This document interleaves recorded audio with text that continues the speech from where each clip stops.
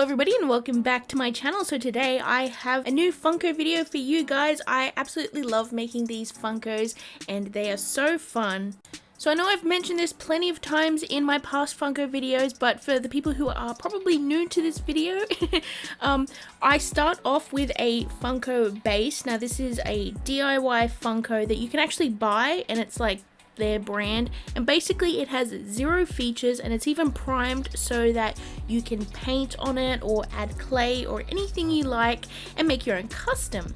Now the supplies that I prefer to use are Epoxy Sculpt, which is a 2-part clay which you mix together, and then it basically gives you about maybe 24 hours until it's properly cured and you can sculpt with this stuff. And honestly, I prefer this stuff over polymer clay now because I don't have to bake it, and that's just easier for me and my workflow, and it's also really strong. I love how strong and heavy this stuff is because it really feels like it gives me a more of a premium product at the end. Of course it is a little bit more expensive, so if you prefer to use polymer clay and that's what you want to use, that works completely fine. I've actually made quite a few with polymer clay myself and they work great. This stuff is just what I prefer for my workflow. Now for tools, personally, I do prefer to use these sort of rubber clay shapers, as you can see on the table here. Now they are quite similar to paint brushes, but they have like a rubber tip, and that is great for shaping and blending surfaces as well. And I like that it's soft and squishy on the end, so that, I don't know, it just feels like it works better than some of the metal tools that you can get. So the character I'm making today is actually called Black Lantern Aquaman. Now he is a comic book character from the DC Comics, and I learned a little bit about him while making this as well, because to be fair, this is a commission and I didn't know what the character was when they pitched this to me, but I actually really like the design of him and how he's kind of creepy, and his color palette is a little bit subdued as well compared to the regular comics, and I really like that because it gives a really nice sort of I don't know, like a grimy feel to it, which, like a grungy feel, which I really love the aesthetic of. Now to make the texture of his top, which looks like it's made out of scales, I actually rolled a whole lot of tiny little ball shapes, and then I layered them onto the top part to make basically individual scales. And I was very careful with patting them down so that they sticked really nice to the base, but they still held their own shape. And after this was dry, I added in a belt below, which helps to separate off the top from the bottom, so that later on I can paint the pants and it'll make sense. Now it's time to add some details for the front of the belt. Now it seems like there are some rectangular details at the top, and followed by a sort of triangular looking belt buckle underneath, and I just carefully shaped them with the clay and then added them on top after everything else was dry and just the details were wet. That way I could sort of attach them without damaging any of the scales or the belt shape underneath. Now this character has some cool gloves which have pointy parts that come out towards the elbows, so of course I'm going to sculpt that, and now I just need to add a little bit of detail, just a little bit of emphasis on the cheekbones to the face. After that is completely dry and cured, it's time to prime the clay so that I have a nice surface to paint on, and I'm just using my regular gesso for that. It is a Liquitex brand, it's pretty good, and this is just a really important step so that the clay will take the paint. And I know the base is also already pre-primed, but I'll still paint over that anyways, just to make sure that all of it is primed with the exact same thing so that the paint goes down the same way on each part of the figure. After that is completely dry, it's time to start adding some base coats for the colors, and this is where it really comes to life, because you can sort of sculpt a lot of details, but I find that it's also fun to add a lot of the details and just emphasize certain details with the paint.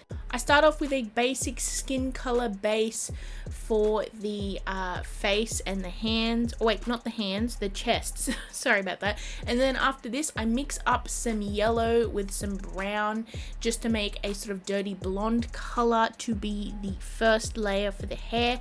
After this, I go in with the body and paint it mostly black. And this is for a really good reason, because his sort of details and his color palette are really quite grungy and comic book like esque, so I really want to emphasize that. I'm going to do that with the undercoat because that will show through quite a bit, and we will also get black in a lot of areas where there should be shadows.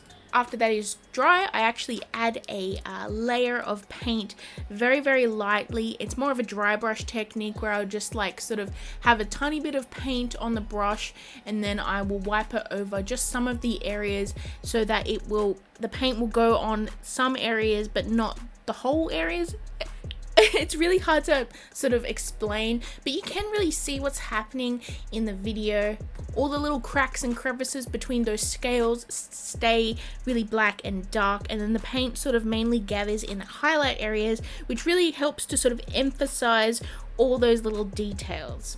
Now for the metallic parts, I actually decided to use a silver metallic ink, and I actually really like the way that looks because most of the time I'll use like a metallic paint, but I decided on a whim to try the ink and I think it worked out very well. Now for the hair, I decided to use a few different layers of different kinds of browns and yellows to try and get a sort of natural looking blonde color, and then after this it's finally time to add the details on the face. I started on the teeth and I added an undercoat of a brownie sort of yellowy color just to have some shadows and some of that color show through when I added the white over the top so that it wasn't completely pearly white teeth.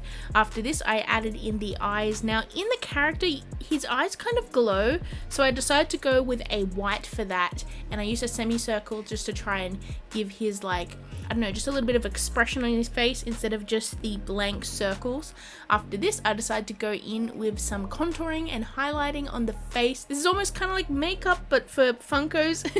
And I just sort of added some dark circles under his eyes and some creepy lines, and just emphasized like the bones in his face and his neck.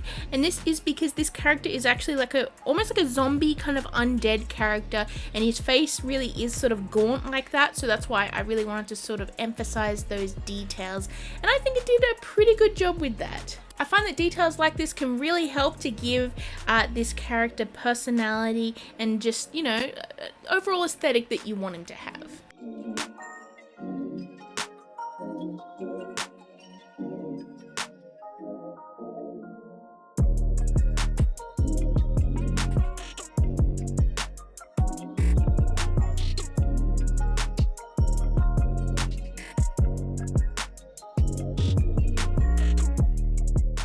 So anyways, here is the final results, and honestly I love this character. He's creepy, he's cool looking, he's kind of grungy, and I hope it's comic book accurate, so yeah.